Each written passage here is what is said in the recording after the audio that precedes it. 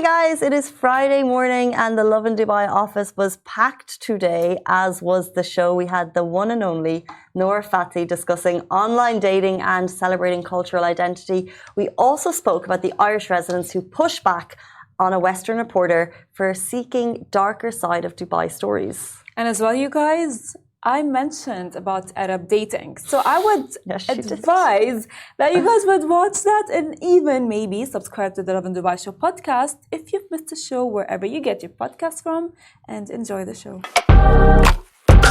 Good morning, Dubai. Happy Friday, our favorite day of the week. Welcome back to the Lovin Dubai Show, where we go through the top trending stories. Our top story for you today: Dubai Irish residents silence Western reporter seeking the darker side of Dubai stories. Dubai Mall pickpocketing ring foiled by Dubai police. Good news on the traffic accident front. Fatalities decreased by 93% in Dubai. As well, Sara Madani explains the Arab dating culture. And please stay tuned. Later on in the show, we'll be joined by none other than Nora Fatehi. She is discussing how she navigates criticism, embracing fame, and also celebrating cultural identity.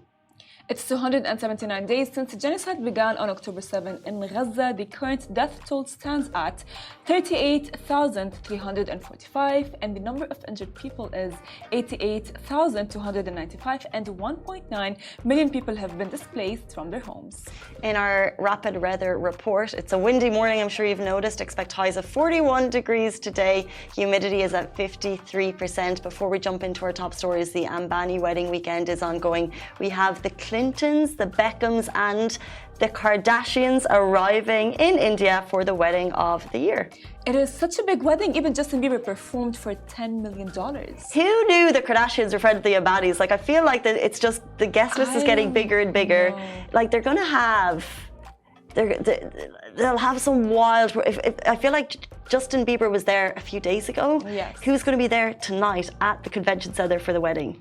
I mean, I don't know who is going to be there, but I know one thing is that this wedding, it has been going on for so long, with like a lot of pre-weddings and a lot of things happening, and then Justin Bieber came and performed, and then the Kardashians are coming, and it's like, oh my God, who's going to be there again? Could you imagine if you're the Kardashians and you got invited, maybe it was a last-minute ticket invite, maybe they got in touch because they knew the paparazzi, and then when you get that golden ticket invite, it is the wedding of the year, by the way. It is absolutely the wedding of the year.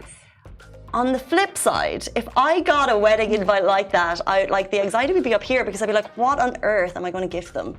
Like, what do you give the people who have absolutely everything? For sure. I mean, in my culture, we do gift gold. Gold? But you can't give them gold. They've got it. Exactly. They have it. They own the gold. Exactly. Like, what am I going to be gifting them?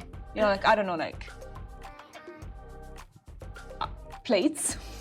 No. That would be like, they'd be like, that would be cheap for them, and then we're gonna look like an about. What would you get? I feel like I'm just imagining the Kardashian machine. I'm sure they've got like a standard uber fancy gift that they give when they go to these like society weddings. Yes.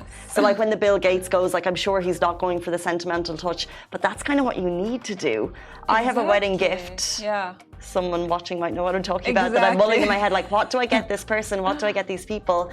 And it's kind of hard in general, wedding gifts. Like, do you get it based on what you think the wedding value is worth? I mean, is that not what that's like the traditional rule? Yeah. No. Yeah, you pay for your seat. That's the Irish. That's the Irish thing. So like, oh my God, if you know that 200 people are going to a wedding, it costs €100 per person. So the thought process is you give them the €100 back in cash so they can pay for their wedding. Oh my God, actually. Oh my God, no, actually. So it's a cash gift. Know. I mean, maybe, but I think what the Kardashians would do, maybe give them a check of like, I don't know, $1 million. No, I don't think you give cash at this level. Like, maybe a check would be fine, but I don't know. Check would be fine. But I don't know, like for example, like in the Middle Eastern culture, they would gift gifts that they can use at their house because they're newlyweds and they are moving to a new house, right? You know what I mean? Yeah. Like, for example, like the plates. I don't know, like mugs, coffee mugs, things like that. Simple things. Yeah, maybe as well something like decor. You know what I mean? Maybe a charity donation. I feel like a charity donation is what you would do at this level. I don't know. I mean, you know what? We should get Kim Kardashian, whoever has gone to the wedding, and be like, "Hi, what did you give them?" Yeah, let's see if she wants to drop in. Oh yeah, I'm sure that's probably on her. My she might God. stop into Dubai. Yeah, exactly. Maybe. I mean, that would be very beneficial since a lot of my friends are getting married. Moment of silence. All right, let's jump into our top stories of the morning. First of all, good morning to everyone watching on all of the social platforms. We love to see your comments coming through before, during and after the show. Our top story today, Dubai Irish residents have silenced a Western reporter seeking darker side of Dubai stories. Well, following the Terry incident, Western media outlets have been seen digging for the dark side of Dubai. A journalist from Irish Independent reached out on social media asking for Irish residents' experience of the darker side of Dubai, and the responses came to a strong defense. So several Irish residents on the Facebook group defended Dubai in the comments, and as a Dubai resident acknowledged the positives of Dubai, saying, look, Dubai is a great place to live. And long-term UAE residents acknowledged that yes, while a horror did happen, they also added that a lot worse incidents have happened in Ireland and elsewhere around the world. As well, another long-term resident mentioned that the stricter laws have contributed to a higher quality of life, ensuring safety and cleanliness. That's true. Which, by the way, it's very easy, to look at one negative thing and be like, oh my God, that's horrible, that's bad, and maybe give it like 100% rate of being bad.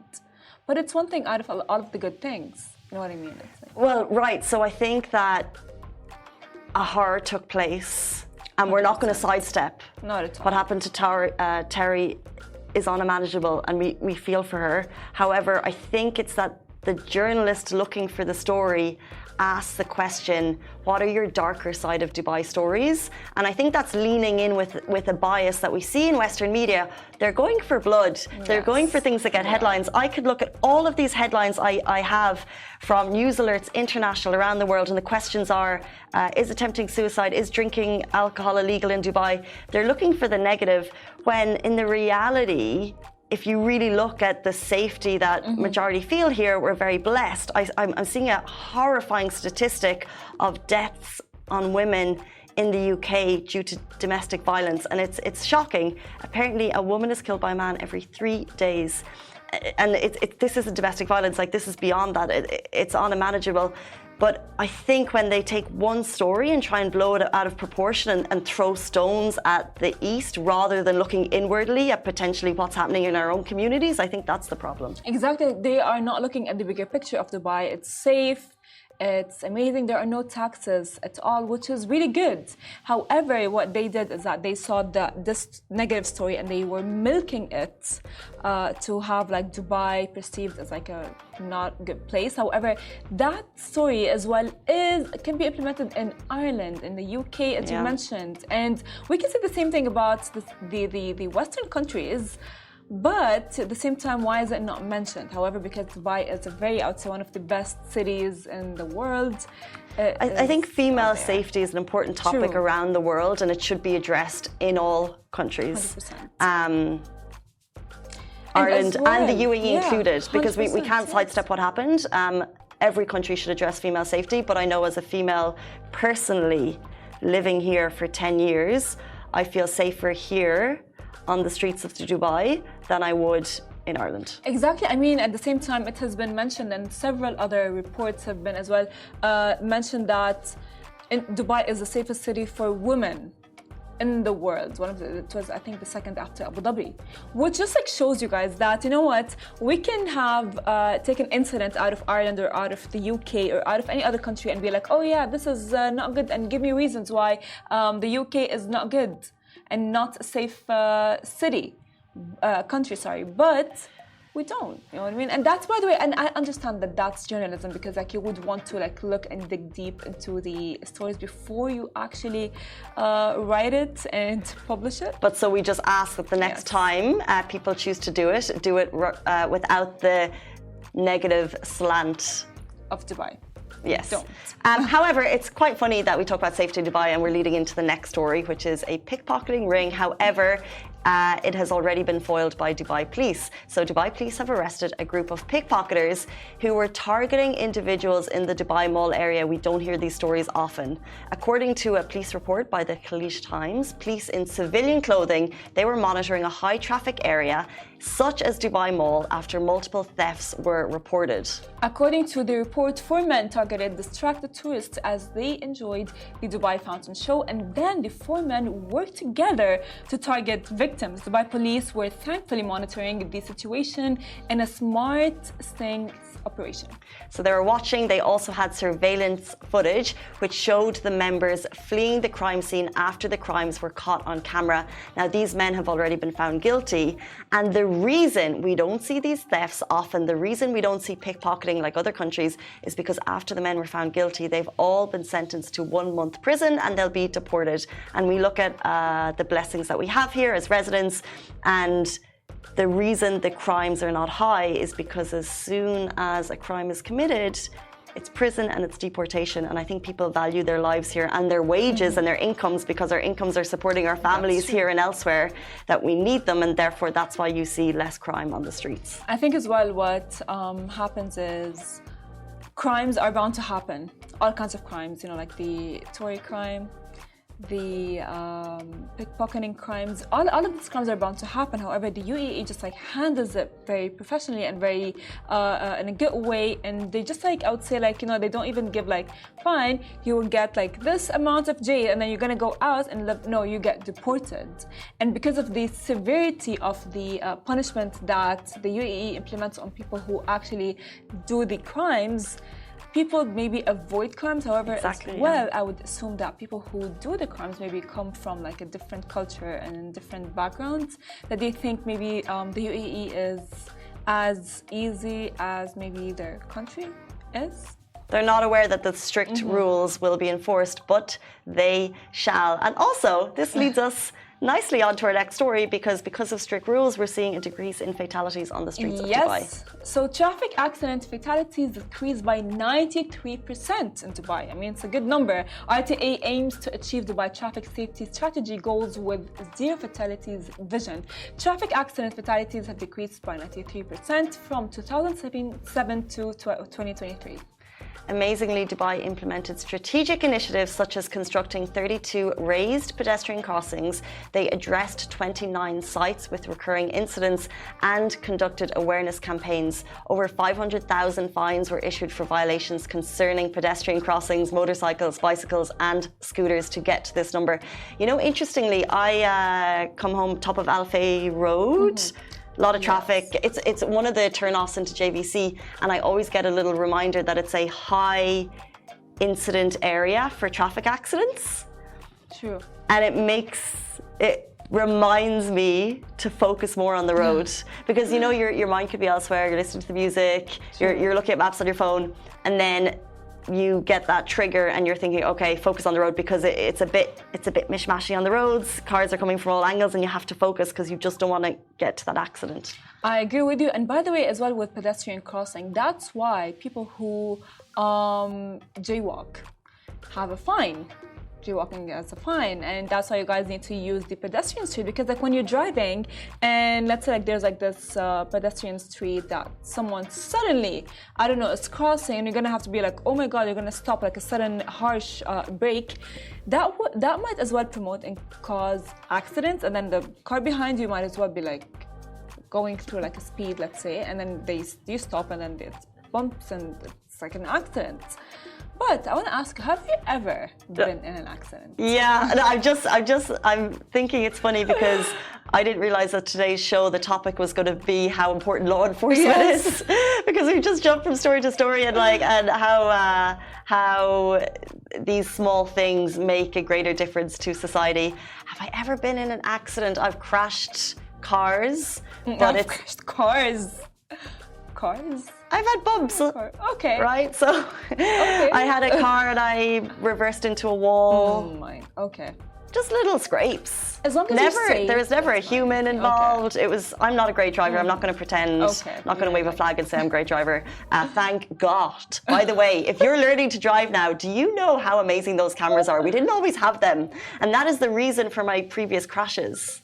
We didn't have cameras on the back of the car. So, and these sensors, I was driving a car in America, and it gives you a beep if you're going to go left and right. If there's a car coming, it gives you a sensor. So you just wouldn't go left or right because you know there's a car there. It's amazing. That's amazing. I want that car. What's the car? Actually, the thing is, honestly, I am a very reckless driver.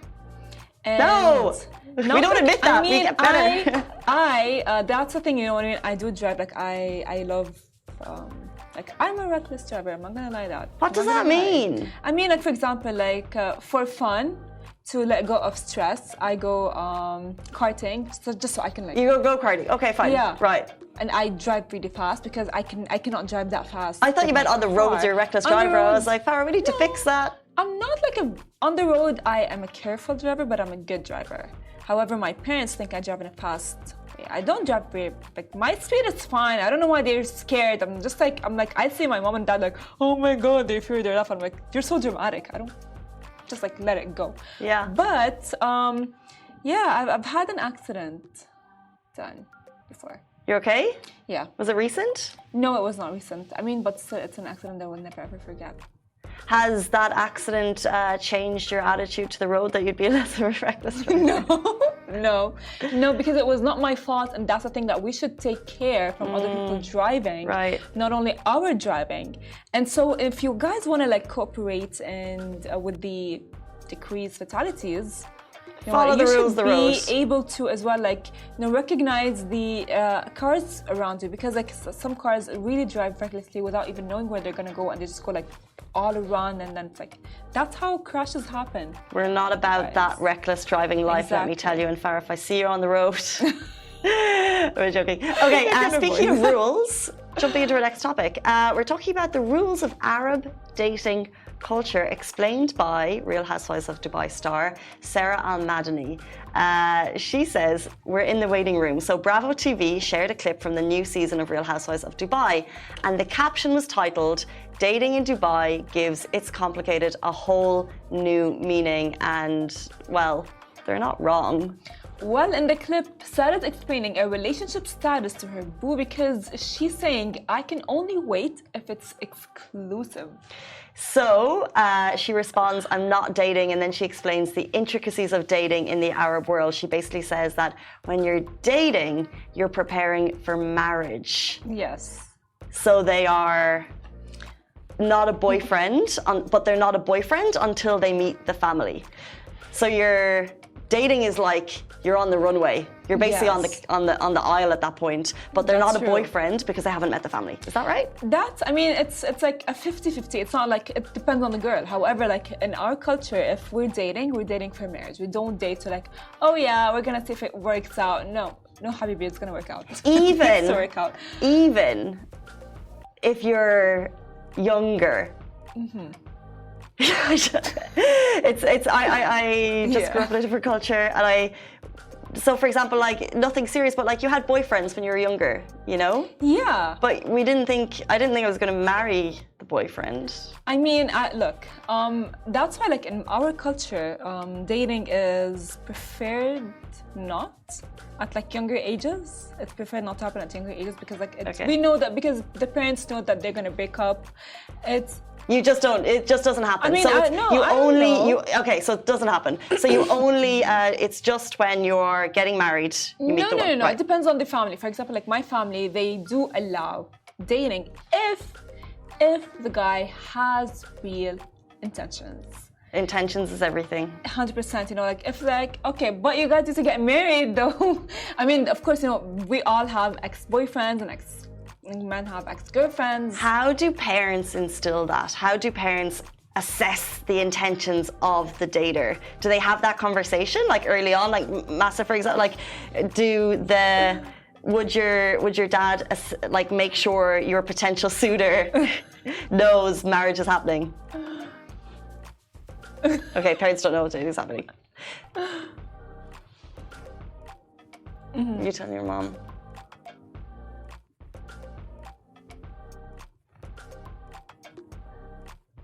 So if marriage is on the cards, if the engagement's happening, then the parents come into the picture, right? Yes. Yeah, we don't. Yeah.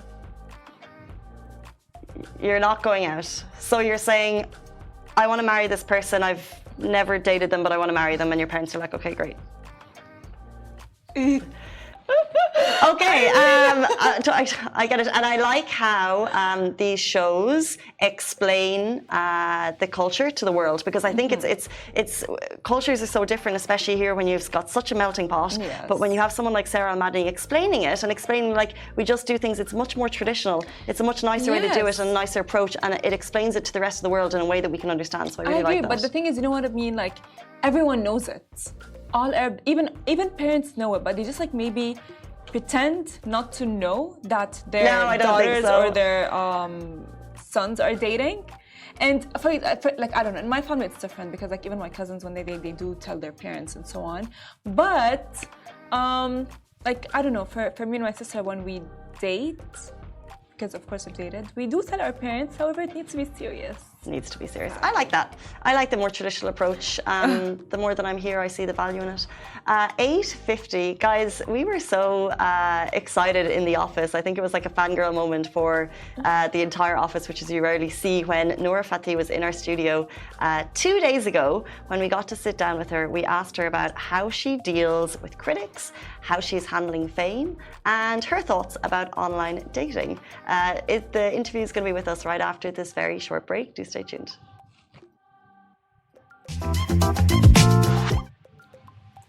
Hey guys, welcome back to the Lovin Dubai show. Today we have a very special guest joining us, and she is making moves from Canada and India to Morocco. Nora Fatehi is a global superstar, and we have her on the show. Thank you so much for joining us. Thank you so much for having me. I appreciate it. That was a nice intro. Like, I love it. Thank you so much. I mean, it's Casey said, thank you so much. And on your Instagram account, you have 46 million followers. Yeah. It's a huge number. Oh, thank and you wave 3 flags. So if you can maybe tell us more about your background, where did you grow up, and so on. So I'm from Toronto, Canada. I was born and raised there, but both my parents are from Morocco. So I'm really, into my Moroccan roots, and I'm really proud of it, and I bring it along with me through my art.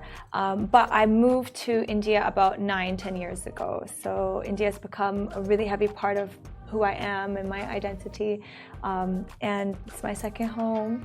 Actually, it might be my first home right now. I don't even know if I have a home at this point. Like, I'm all over the place. You must be very, you're all over. I'm everywhere, yeah. Like, I stay here also in Dubai. So between Mumbai and Dubai, it's only like 2 hours flight, so I'm back and forth. But yeah, these 3 countries, Canada, Morocco, and India, make up who I am today. How did you find your way into Bollywood? Because it's a small transition, but in reality, to grow such fame in such a short amount of time, how did you do it? It's definitely not a small transition, because I'm not Indian. Neither do I have any ties to India. I'm, from Toronto. It's like you look at the globe, Canada's here and India is like right there.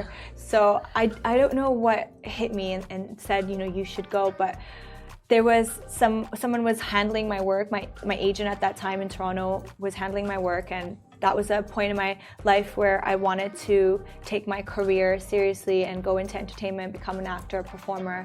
And he suggested that I should go to India, and I was like, you know what, that won't be a bad idea, because anyways, we're so familiar with Bollywood. We all grew up watching Bollywood, so it wasn't something foreign. But India as a country was just it never crossed my mind. But when he said it, I was like, you know what, why not? Bollywood has music, dance, and acting all together in one industry, so this makes sense for me.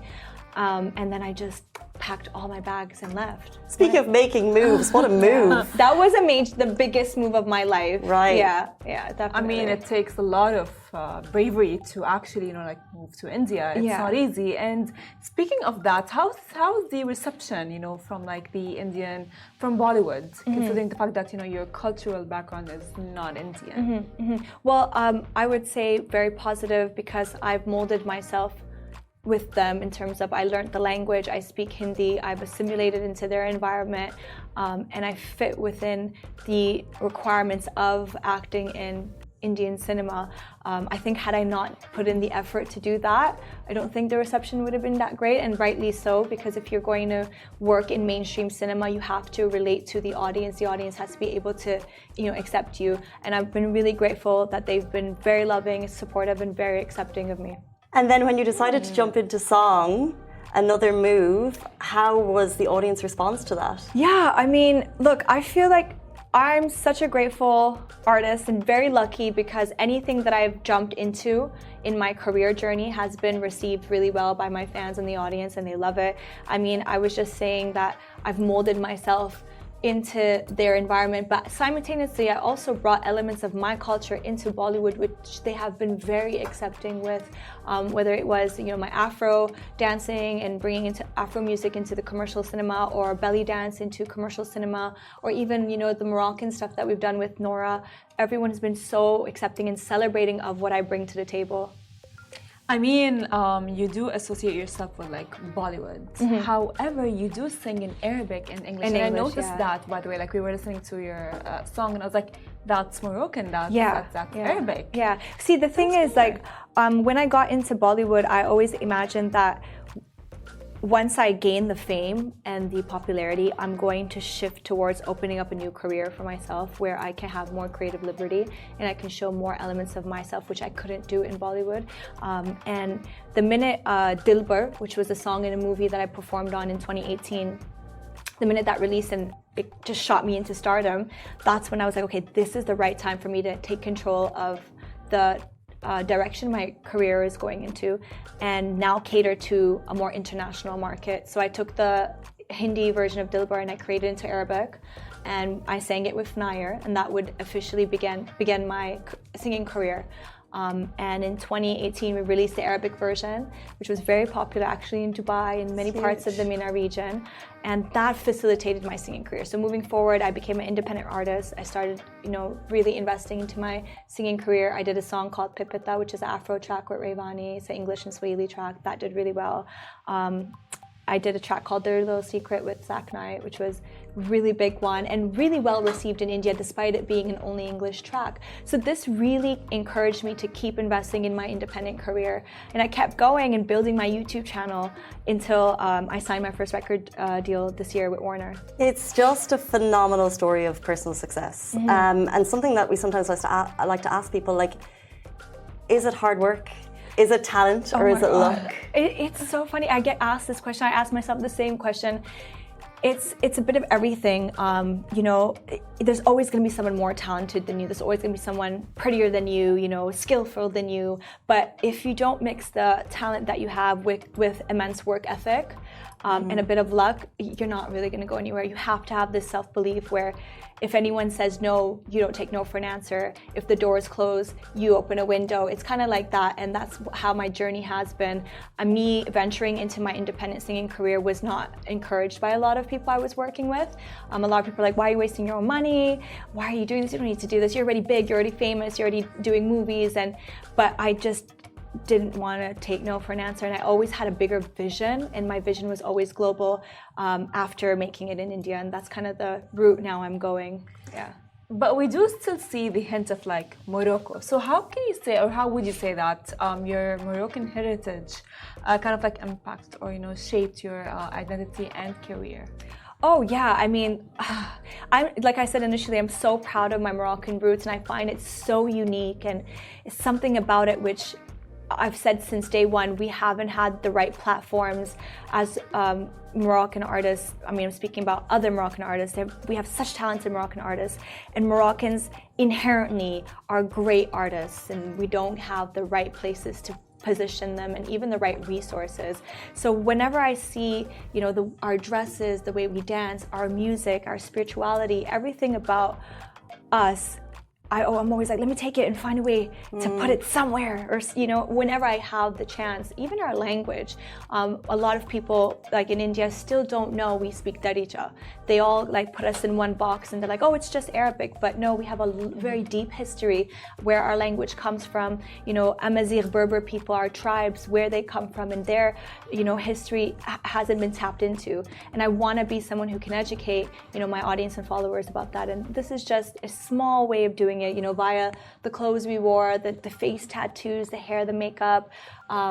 You know, everything that my director did in this music video has a meaning and it's very symbolic. And you know, one day we can get into that. But yeah, I mean, I find myself very lucky to have the opportunity to do that through my art. Sure, it's small things but big statements. Yeah, for sure. And one thing that I felt from the song Nora is it feels like an anthem for female empowerment. For sure. Like strong, maybe like is there a personal moment that helped inspire the song? I mean, it's not a moment. I think it's been moments, like many moments where I remember 4 or 5 years ago when I have my manager who's from Morocco, deals with like my international work. We were just sitting and making kind of like a roadmap of where I want to go. And the first thing was like, okay, we're going to like venture into your music career. You're going to perform at the FIFA World Cup. We were just manifesting. At that time, we're like, we seemed crazy, but it all happened. And one of the other things we discussed was bringing Morocco into my artistry. And we were just waiting for the right time. When I signed with Warner and we did our first writing camp, and you know how writing camps are, you get all these producers and writers in one room and everyone's doing their thing. And I walked into one room where Maez, he's also a Moroccan artist, he was there, he helped us write a lot of the parts of the song. And then we had our producer Lucas, and they were all like trying to get into the zone. And I heard this beat and I'm like, guys, this is such a crazy beat. What are we doing with it? And then they're sitting there rapping, da da da, and Lucas goes, with flag, Canadian, Moroccan. And I'm like, wait, stop. What was that? That was so cool. And we built my story from there. And the way that they started writing, you know, making moves from India, Morocco, that in a nice way that tells my story in a very brief way. Right. And as they were writing and I'm listening to them, I was getting so excited. I'm like, guys, this is a moment I've been waiting for. I want to tell my story. And one thing was missing though, a Moroccan element. And I kept telling them, give me a Moroccan element. That's when we found the hook of the song. And I'm like, okay, this is it. We sent it over to a producer friend of mine in Morocco. His name is Mohsin. And he added the Amazigh Berber elements to it. You know, if you hear it, you can really focus and hear those elements. And when he did that, I was like, oh my God, it's happening. This is it. I got goosebumps. I was so emotional.